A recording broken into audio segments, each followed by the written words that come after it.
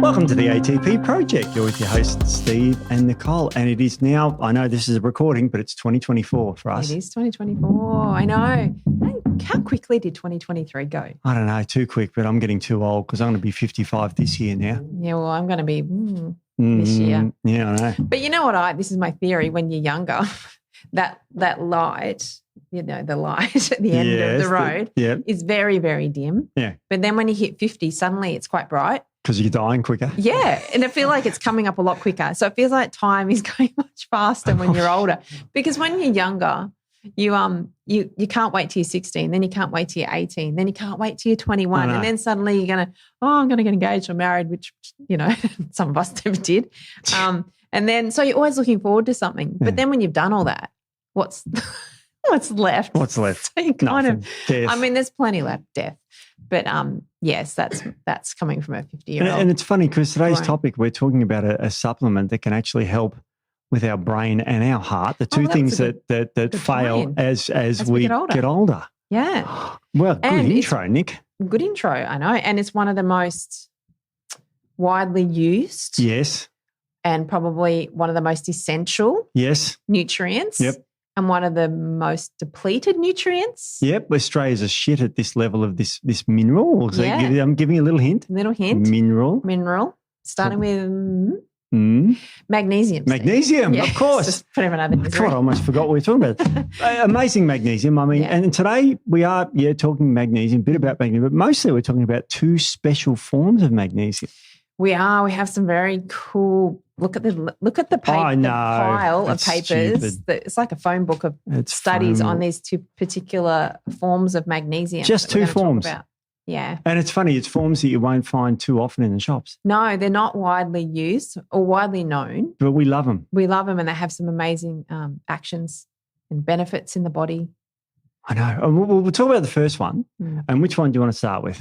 Would you reckon we should talk about what magnesium does in the body? Oh, yeah. Let's start with magnesium. Let's set the scenes, and then we'll get these two forms, and then we say why these two forms are the best to take. Yes. And along with other forms. There's not really, there are some bad forms, but yeah. There are a few bad forms. So enzymes in the body are the things that make the body work. Magnesium is involved in what, 3 or 4? How many? Oh, look, they say 3, but it could be 300 to 500 different enzymatic functions in the body. So there's a lot. Magnesium is needed for a lot of these pathways. What are the terms you use for? What about my muscles? Like I know I look like Chris Seabum, but you always say Chris Seabum. Can you say someone like The Rock that I know?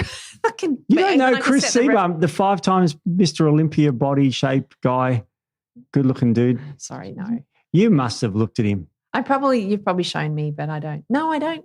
No. Oh my God, I think he's hot. Do you, Steve? I'm not into the guys, but he's pretty good looking. Well, I'm sure he's good looking, but no, I can't set the reference. Oh, but when you say The Rock and I look at you, Steve, I think, of course. Well, I've got the haircut of The Rock, sort of almost. You too.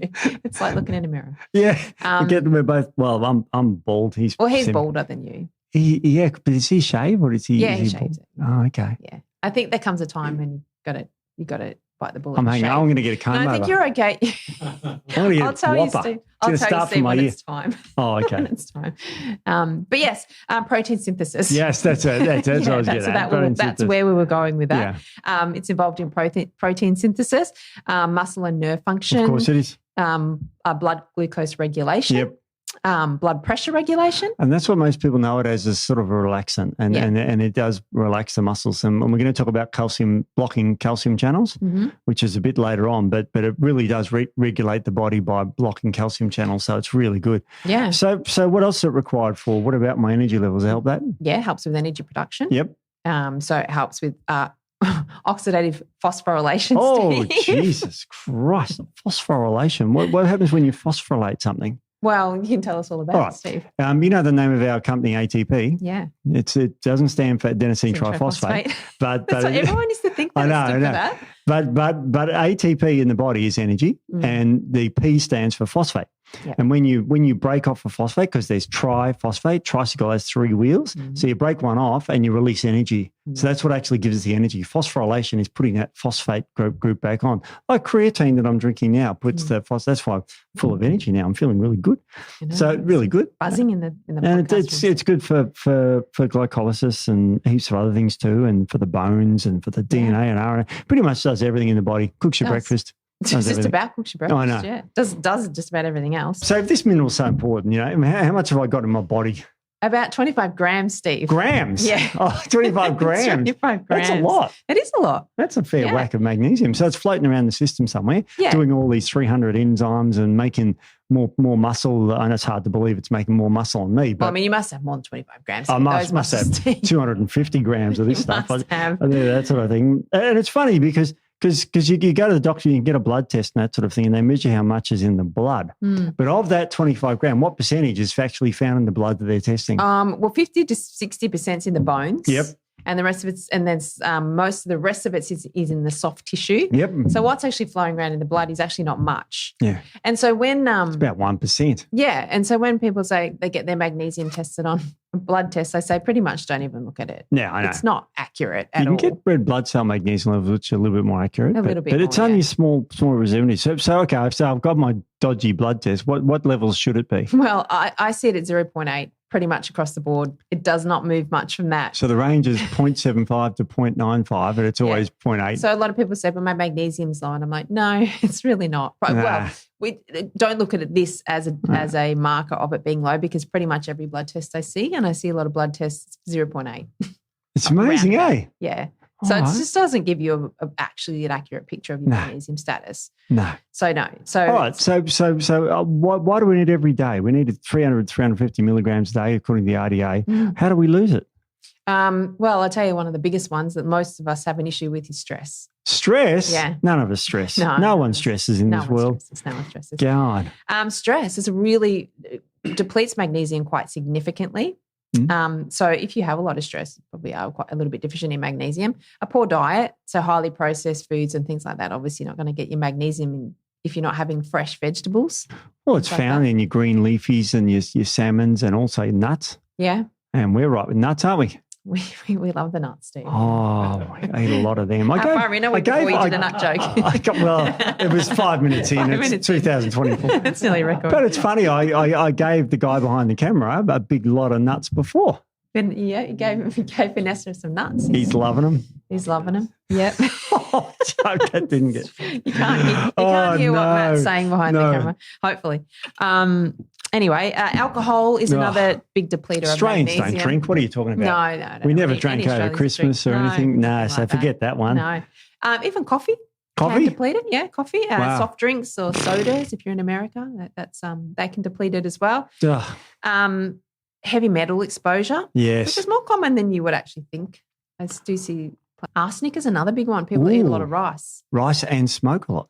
Yes. Smoking pumps up. That's interesting. Yeah, so that's another one. Medications. Oh, give me some. PPIs. That's a proton pump inhibitor. Yep, antacids. Yep.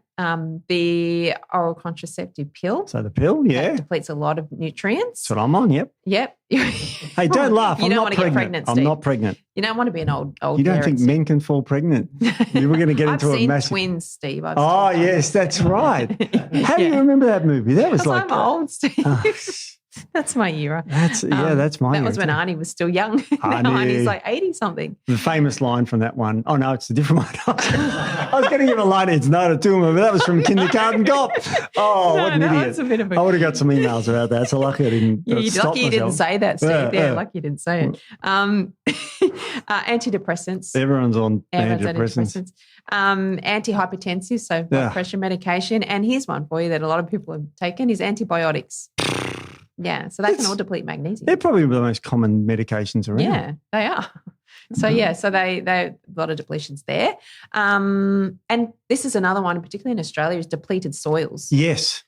And that's a big problem with selenium and magnesium, and a lot of our essential nutrients are quite depleted in our soils these days. I know, and you know, you got to eat your leafy greens. They grow in soil. So they grow in soil. And you got to remember the year before they took the crop off that with all the magnesium off that. So eventually the soils just become depleted. Yeah. So I mean, even if you are eating a really good diet and high magnesium rich foods, it's quite stressed, or you're taking medications, or you drink a bit, you're going to be depleted in magnesium. It's amazing. So what are the things you got to look out for? What are the symptoms? Some of the real for severe magnesium deficiency. Yeah. So you don't really get a lot of symptoms if it's mild. It is more severe. Yeah, blood pressures and stresses and that. But yeah. So cramping. Yeah. And that can be sort of more moderate sort of depletion, more than severe depletion. Loss of appetite, nausea, vomiting, these are quite more severe depletions. Weakness, abnormal heart rhythm is one, because obviously magnesium is involved in cardiovascular function as well. Oh, yeah. Numbness and tingling. And here's one for you, Steve, vitamin D deficiency. But you need magnesium to help with vitamin D status. If you are low in vitamin D and you supplement and you can't get your levels up, have a look at magnesium, because you could well be depleted in magnesium. Wow. And if you bring in the magnesium and get your levels up, you can find that the vitamin D will go up. Yeah, so that's an interesting one. So vitamin D you can supplement in your diet and also get it from sunlight. Yeah, you can get it from sunlight. You know, supplementation as well is very cheap and easy. So the people are freaking out now. What are who are the types of people that you should be worried about with magnesium deficiency? The chronically stressed population, that's like one of the biggest ones. So people who have a lot of stress and it's quite chronic, they will be burning through it as well. Type 2 diabetes, insulin resistance, those types of populations as well can be depleted because they have an increased urinary output. Yeah, because we lose about 120 milligrams a day standard, and these guys just lose more. So, and type 2 diabetics, and I'm not speaking for all of them, but a lot of them have a very poor diet. A lot of them do, and that's how a lot of them, not all of them, have got to the point of being type 2 diabetics or insulin or metabolic syndrome. Alcoholics, because it depletes it. It really depletes everything, doesn't it? Yeah, it does. And even older adults. Like me. Like you, Steve. Yeah, you're definitely in that population, because of malabsorption in the gut. Everything gets shittier as you get older. Yeah. And people who sweat a lot, I mean, it's not obviously you're losing all your electrolytes, but magnesium is part of that. Yeah. Probably athletes or people who do a lot of exercise, and that can deplete, you know, that's stress. That's a stressor in itself. Oh, yeah. So making sure your magnesium stores are good there. So there's some of the people that can be depleted. So it's remarkable, isn't it? That's pretty much everybody's got to be worried about this. Pretty much. It really is. I think in this day and age, this would be one of the minerals that I do pretty much prescribe it with most people. Yeah. So that most people can benefit from it, even if they're not hugely, significantly depleted. Mild depletions can still be a factor. As we talk about, it's very good for nervous system function, so it's good for that stress, you know, all of that sort of thing. So, most people can benefit from magnesium. I mean, I supplement it, but that's just, you know, it's probably, of course you take it. But I do. Yeah. And I have, before I started working here, and I have since the 90s. Yeah. I've been taking it for over twice a day. I take it. Yeah. Yes, but I take it twice a day. So it's quite remarkable. And there's been some really cool studies on magnesium. It's used as a medicine in hospitals. Yeah. It is classified as compared to triptans, even strong morphine agents. It's one of the most effective things for bad migraines and headaches. And what they do in hospital, they hook you up to an IV of magnesium sulfate they use. They don't really care about the form because it gets in. It goes, they put it straight into your veins. And one study that from 1996, which made this published in Headaches. Imagine that journal. What a headache to have to read that. It's been around forever. Has it? You got to remember, headaches and migraines have been around for ages. And I used to get migraines when I was a kid. Yeah. That was a long time ago now. Oh, yeah, I get them, and very rarely these days. But if you had a migraine or a headache, anything really bad. And they did a study here, and what they did was they took these people that were getting headaches. Mean age was 38, so they got a bit of grant. The 40 patients, and what they did, and they had different things. They had migraines, cluster headaches, which is the worst type of headache, all sorts of other tension type headaches, and chronic migrainous tension. So they got the worst of the worst. And they hooked them up with when they got one of these attacks, they hooked them up with this IV. And 80% of the patients within 15 minutes of the infusion had complete elimination, not better, complete elimination of their headaches. Wow, that's awesome. Isn't that remarkable? It is remarkable. So you think about the drugs. They give the ergots, they give the gepants, they give the calcitonin-related peptide monoclonal antibodies. This is the most effective medicine because no other medicine works that quick, and it's magnesium. See? Remarkable. It is remarkable. And of the 20% that didn't really sort of, they improved but didn't improve within 15 minutes, they found that they had adequate levels of magnesium. Well, there you go. So you have to have this effect, you'd have to be very quite depleted. Yes. Yeah. And so it's an alarm bell that your brain is depleted in magnesium. Definitely. I mean, 300 enzymes, it does all sorts of things. And the best form of magnesium for your brain is magnesium-threonate. Yes. And that is a really cool, that's one of the two forms that we are going to talk about today. So and what I did was I immediately then said, okay, well, let's look for magnesium-threonate for migraines. And there hasn't been a study on it.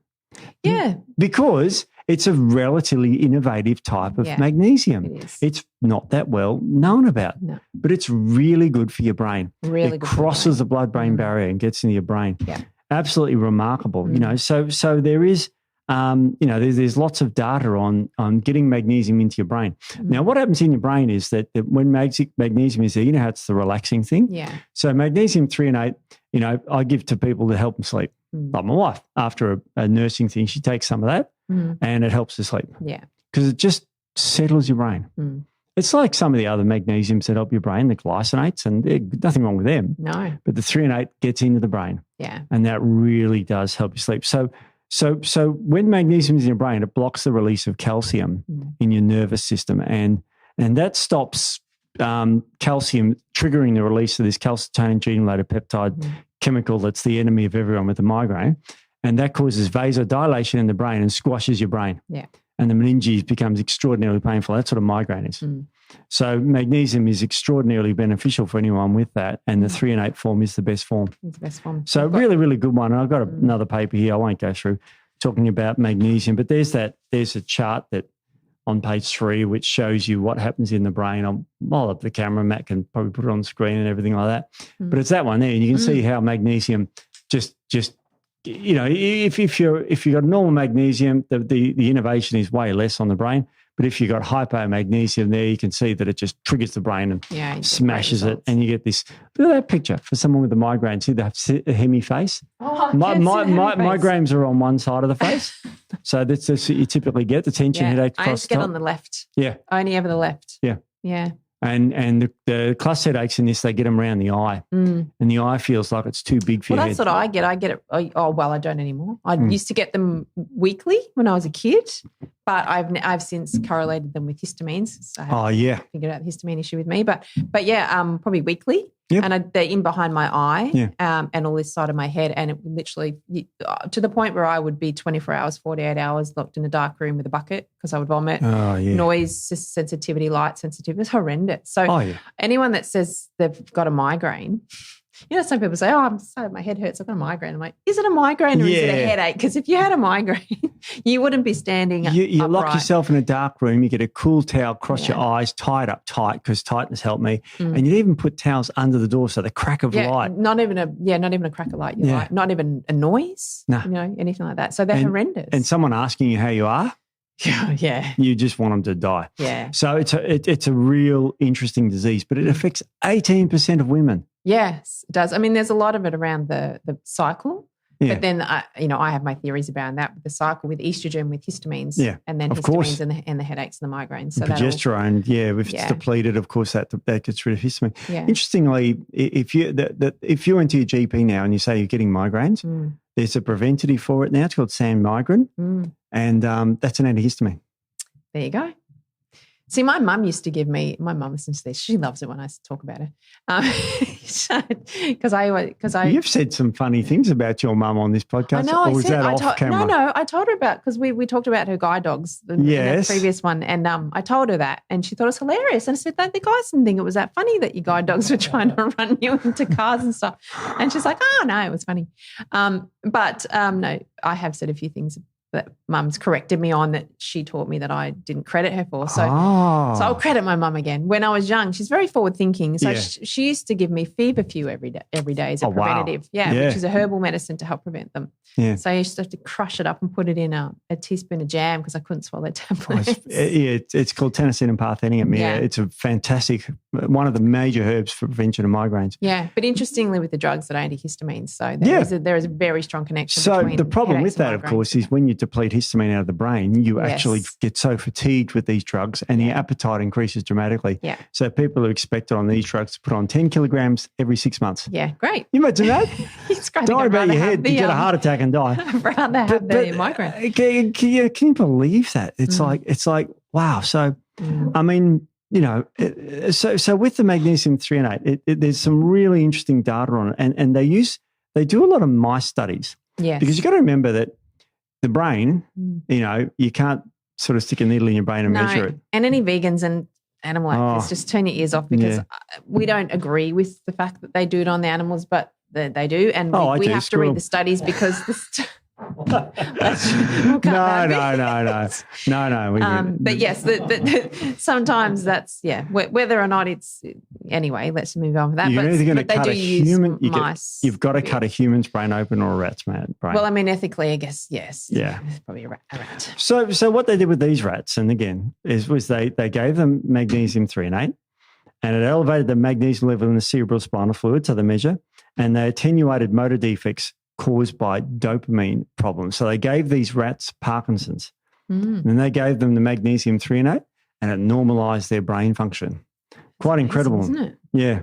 That is amazing. I know. So it definitely increases the cerebral spinal fluid, because, again, measuring that, is terrible. You have to give them a lumbar puncture. Yeah. In humans, so you have to give them in rats and that sort of thing. Yeah. So it attenuates the motor defects in dopamine neuronal loss.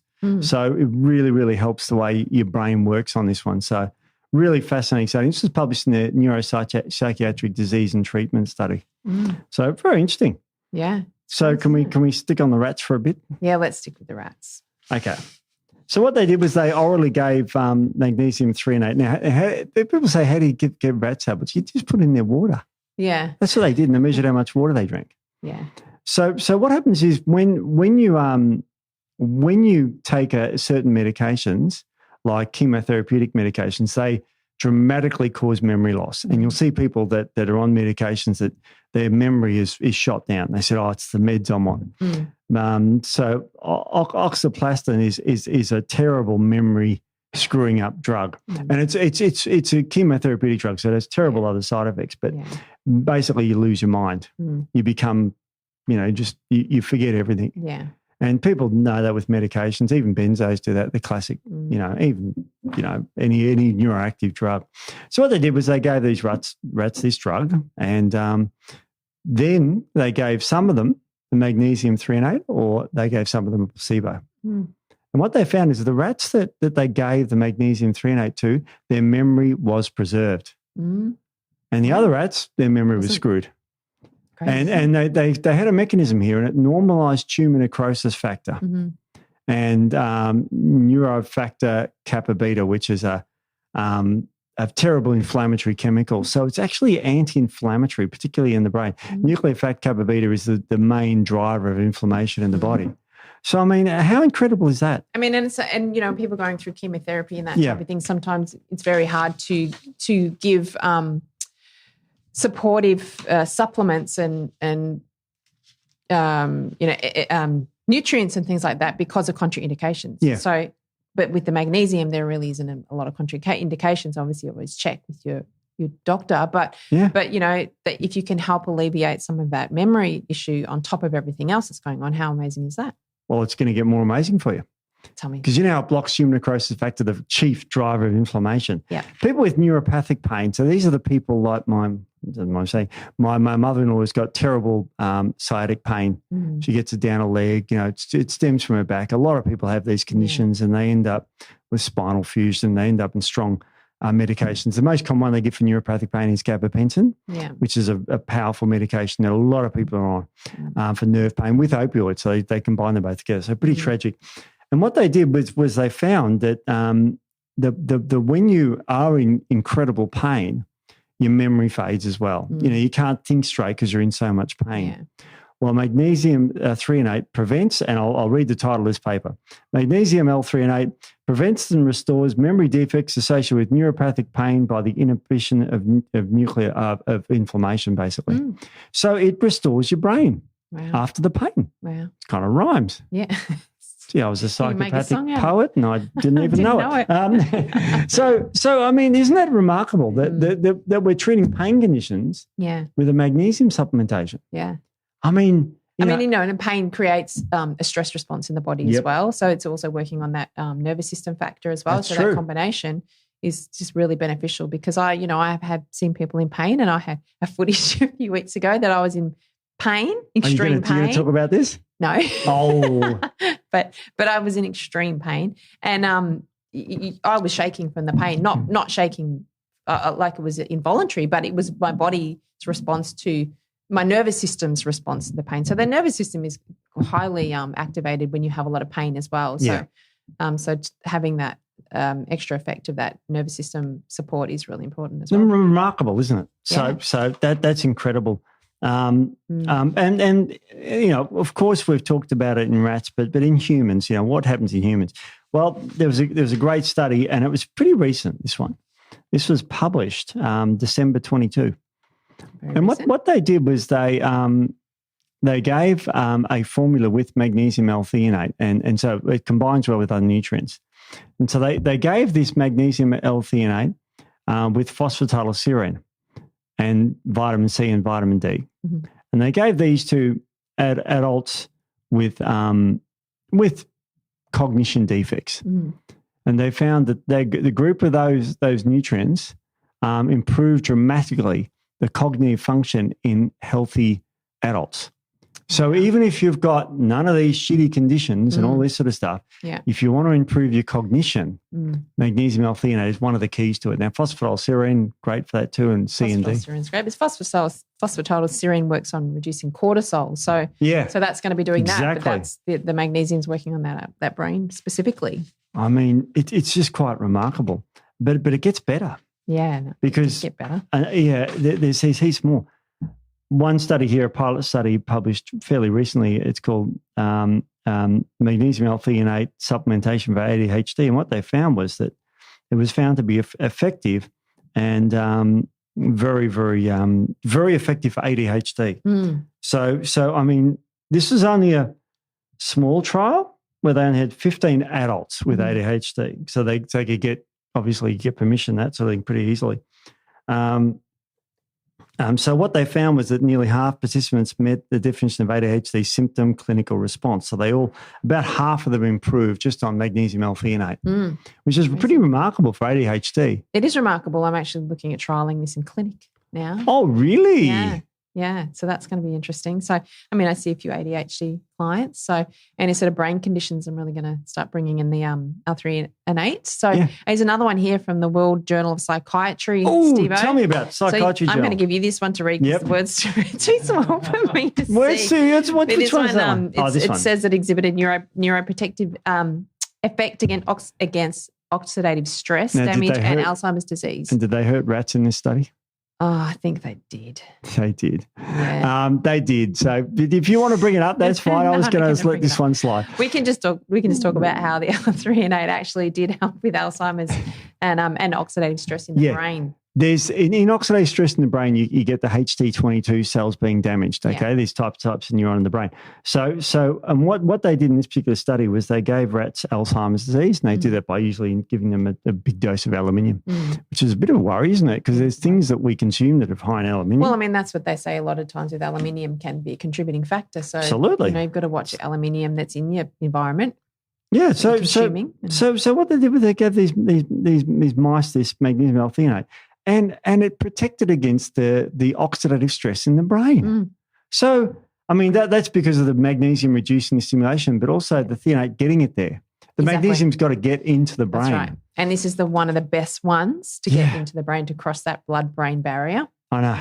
Yeah. Incredible. So, but going back to keeping on the, do you want to keep on the animal thing? Well, unfortunately, most of them are animal-based studies. So we. All right. Well, I'll give you this one. This one's not that harmful for mice. What they did was they got these mice pissed. Well, that would probably be fun for them. They put alcohol in their drinking water. Oh, they would. Can you believe that? Is that allowed? Must be allowed. I don't know. Must be allowed. No, don't so they got the mice. They got the mice drunk. You know, that's a bit worrying. What do mice do when they're drunk, I wonder? I don't know. Do they go out and, harass other mice or cause fights or start a brawl on the corner street? I probably do. But fight over the mouse wheel? But I know what they did was they couldn't find their way through the maze. That's one thing they do when they're drunk. They got backed up through the maze. They got confused. And what they found was that normally, I just had the picture of a drunk mouse on the wheel. Yeah, falling off. Sorry. Yeah. That's just my brain. But they're trying to get through the maze, and normally they learn because they go, oh, it's not that way, it must be this way. Oh, okay, go that way. Now, if they're drunk, they go, oh, is it there? No. Try there again. Oh, no, it's not there, because they're pissed off their brain, so they're not very good. But we've all been there, Steve. Yeah, I know. It's like it's a long time ago for me. So I haven't been drunk for years. No, I don't think I've drunk for ever. Actually, I've never really been a drinker. Who am I kidding? No, I was a heavy drinker when I was not heavy drinker, but you were a muso, Steve. Comes with the territory. I wasn't really into the grog then. We did shots and that and stage and did silly, but I never got blind drunk. But you got to remember that when you're drunk, you don't learn too well. So these poor mice, when they got them drunk, it did two things to them. It caused gastric irritation, and it caused them to not get through the maze. Yeah. They gave some of them the alcohol and the L-threonate, the Magnesium-L-threonate, and their gastric irritation reduced dramatically, and their maze skills went back to normal. So even though they still had alcohol on board, adding in the threonate, a magnesium-threonate, it did alleviate those factors. Correct. And how amazing with the gut. The gut. Because alcohol is horrendous on the gut. Now, I've got a picture here. Is that the rat picture? This is the rat picture that you liked. I loved it because look at the little rats. So and this is from a journal, so we didn't paint it. But the one on the left looks evil, but the one on the right looks like he may have had a drink. That one's drunk. Oh, is he drunk? Yeah, see alcohol? See written alcohol? And this guy's got his thumb up. So he looks... That's the alcohol and the magnesium. The one on the right just looks like you can't trust him. He's got a bit of a look about him. He's drunk. Oh.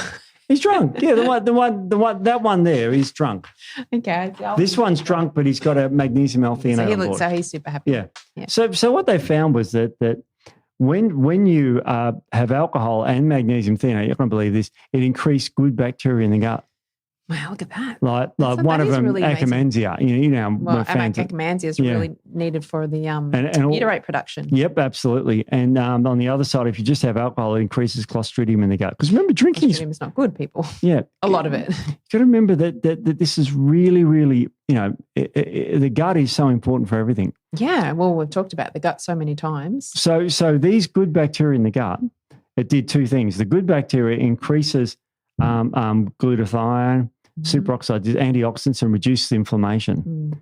The bad bugs on the other side, just drinking alcohol drives all those things the opposite direction than you want. Yeah. So it drives up inflammation, drives down superoxide and antioxidants. Another thing it does is the bad bugs block amino acid metabolism. So glutamate metabolism changes, and you therefore can't get any memory and learning ability. It dramatically reduces. There you go. But the magnesium-L-threonate drives up memory and learning. I was going to say. I was just going to say, I've lost my train of thought now, Steve, because we went to go at the same time. If you're going to get pissed, have magnesium-L-threonate. That's right. I was going to say, don't use this as an excuse to get drunk and then take the magnesium-threonate. Absolutely. But what I was going to say is it just shows how powerful it is in the effect it has on the brain, even with the alcohol on board, how it can still alleviate those symptoms. So it's very powerful, and that just shows that it is very good at getting into the brain. So isn't that remarkable? I mean, that is actually really remarkable, and I think the gut factor is really cool with that. Really cool. You've heard of alcoholic gastritis. That's one of the terrible things that alcoholics get. And it alleviates that because it helps with the good bug growth. It's so good, isn't it? So, I mean, really good. Now, we'll leave the rats alone for a bit. Yeah, let's leave the rats for a little bit now. Humans.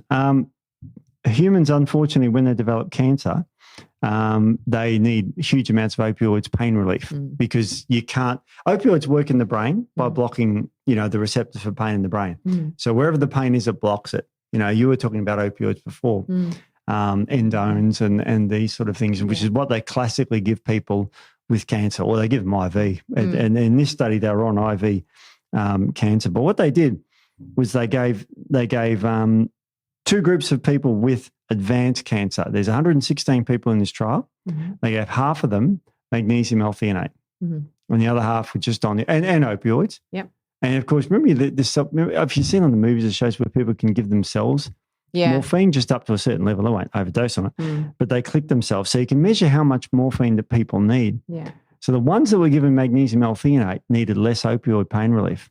Wow. So this relieves probably one of the most severe pains around, apart from, as well as migraines and that. They're all terrible pains. Magnesium-L-threonate is brilliant for reducing any sort of pain in the brain because it just down-regulates the brain like an opioid. Yeah. But guess what? Magnesium is addictive. We need it every day anyway. We're already addicted. And it doesn't have the side effects that the prescription, a lot of prescription medications do. So if you can get the results from magnesium, then why wouldn't you try it? Yeah. The study concluded by saying that Magnesium-L-threonate outperforms the placebo in enhancing the analgesic effects of opioids and reducing the necessary opioid dosage. So they needed less of it. But more than that, the magnesium regulates the bowel and helps the bowel. Yeah. The magnesium can significantly relieve opioid-induced constipation. Because that's a big problem. Opioids cause horrendous constipation. Yes. In the 70s with children with diarrhea, one of the treatments was opium tincture. Really? Well, I guess that makes sense, doesn't it? I mean, I had someone close to me was on opioids recently for quite a few days for severe pain. Wow. And, that they didn't go to the toilet for 4 days. Oh. I don't know how they function, to be honest, but it's terrible. It's a terrible constipating drug. Yeah. Absolutely. So, and you imagine the advanced cancer patient typically not running around doing, not eating, they're just unfortunately advanced pain space. These people were classified as terminal. So in that study, so that's absolutely incredible, isn't it? So it is really impressive. I mean, from Alzheimer's to pain, to inflammation. Did we talk about the brain cognition in the the Chinese journal? Yeah, absolutely. So improves, that's with the vitamin C, vitamin D, phosphatidylserine, and the magnesium-threonate. That's that one. Yep, because I was listening. And that one's the neuropathic pain when people are on GABA. Yep. So it really is a great pain medicine. Yeah, really good. We haven't talked about that one yet. So the Orotate. So we haven't moved on to Orotate. Not yet. Not yet. It's the next one. Are we still going with the L-threonate, or we've got a lot of stuff here? We have got. So we'll just summarise. The Magnesium-L-threonate's for the brain. It's got anything with pain. Brain related. Anything, learning it helps with sleep, relaxation, and it helps with any sort of pain disorder and inflammation disorder. Yeah. We couldn't find much on depression. No. But I'm going to trial this for mild to moderate depression, obviously not severe depression, but mild to moderate depression because there is an element of brain inflammation in depression as well. So I'm going to see how that goes in clinic as well. So it could possibly be beneficial there as well. We haven't found a lot of studies yet, but that's only, as you said at the start, because it's quite a new form. So I'd go out on a limb and say I reckon it'd help be beneficial anyway, because firstly, magnesium doesn't interact with medications because everyone should be on magnesium or eating it or drinking it or whatever. So, but secondly is remember what drugs deplete magnesium? Yeah, well, a lot of antipsychotics and antidepressants, things like that. Yeah, and that's one challenge in clinic is I see a lot of patients who have a lot of medications for whatever reason. It makes it very difficult to prescribe because of the contraindications with a lot of medications. Sure. Magnesium is always one I can always prescribe. Exactly. And with having the threonate, I'm going to see how that goes with a lot of these, low moods and depression and things like that to see where we get. It's really cool form, isn't it? It's really It needs to be more popular though. Yeah, it's just not the most, it's relatively new, I guess, in Australia. It hasn't been around for a long, long time. I think that's just people just don't know much about it, but it is an amazing form. Like literally, look at everything that it does. It's probably like my brain is all right at the moment, but certainly I take this at night. But what I'm also interested in my body and this new form of magnesium you mentioned, Orotate. Yeah. Absolutely brilliant for your body. Yep. And absolutely brilliant for things like your heart. Cardiovascular. Now, there's so many benefits for this, but I just want to click off with one study in the Journal of Hypertension. Guess what? You won't believe what this is, what this magnesium treats. But I'll just read the conclusion. Okay. In conclusion, additional therapy with magnesium orotate is safe and can be an additional benefit for a patient with hypertensive heart insufficiency. So they get this when people get chronic high heart disease, and hopefully you don't get there. Hopefully you've treated earlier. Yeah. But your kidney function becomes, everything becomes screwed up, and your heart, and eventually you'll have a heart attack. Yeah. Magnesium orotate benefits those individuals. So it's absolutely remarkable. It's a small study. But certainly this can really help with that condition. So yeah, I mean, what a cool thing to do. Yes, it reduces hypertension, but it helps the heart function. Yeah, another interesting one I'm going to try. Yeah, go. I'm seeing a lot of AFib in clinic, atrial fibrillation. Yep, I can't say fibrillation. You say it. Atrial fibrillation. Fibrillation. There's another word I was trying to say the other day at home. I could not for the life of me. I can't say it. Sorry. No, that's that. I say that all the time. Sorry, chassis. My partner's going to laugh. Sashi. You know the frame the car's built on? The chassis. I'm making myself look dumb. I can't say it. You can't say chassis. I cannot say chassis. Chassis. I'm going to stop because I make myself look an idiot. I can't say it. Can you say sushi?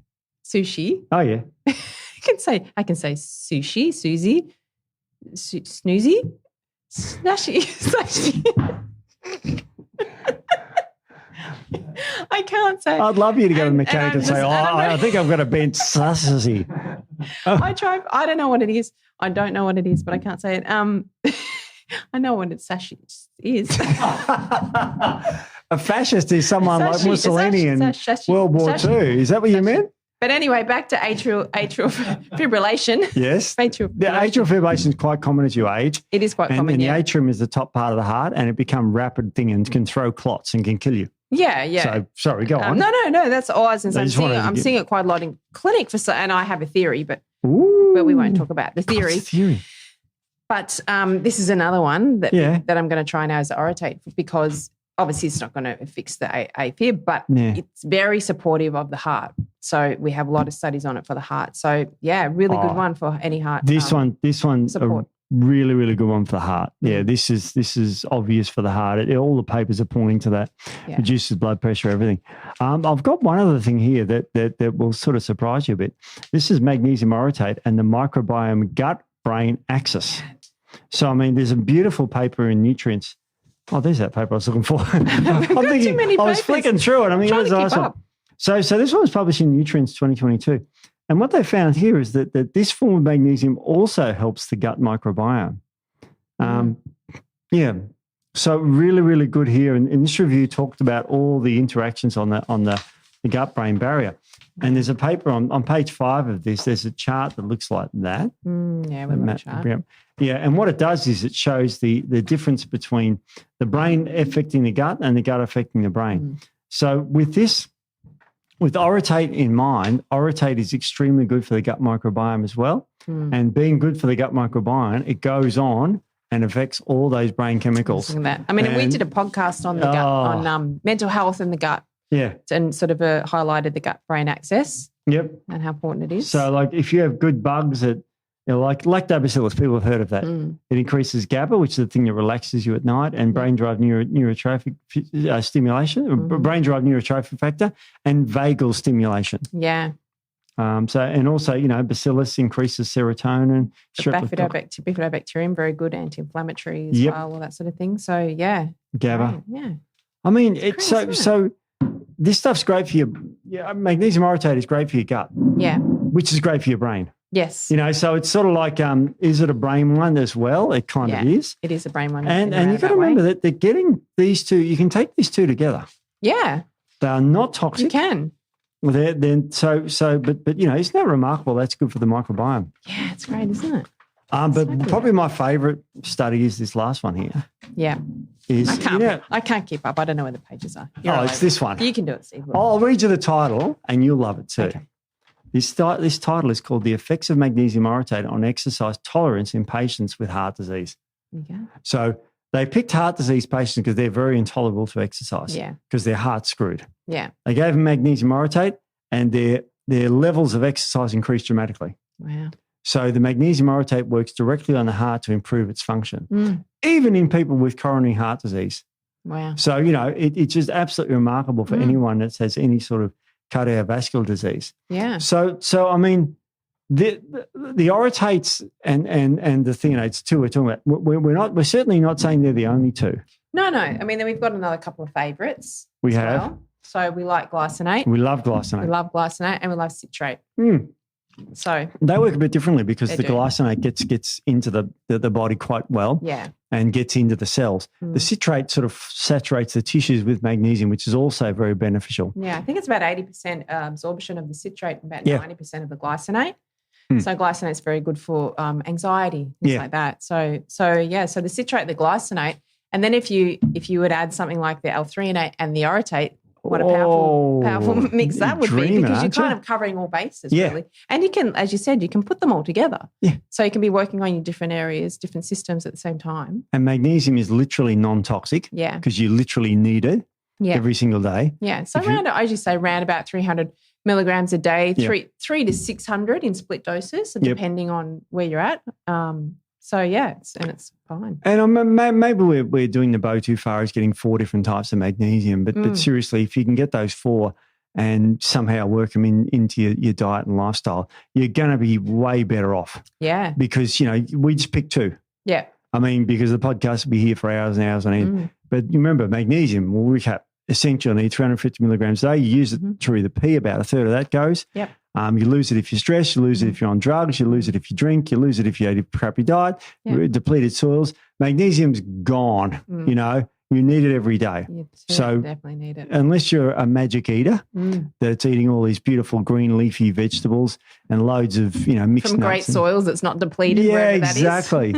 As I said, we pick on the mixed nuts that I bring in here, but they could have been grown in magnesium deplete soils. They could have been, I don't know.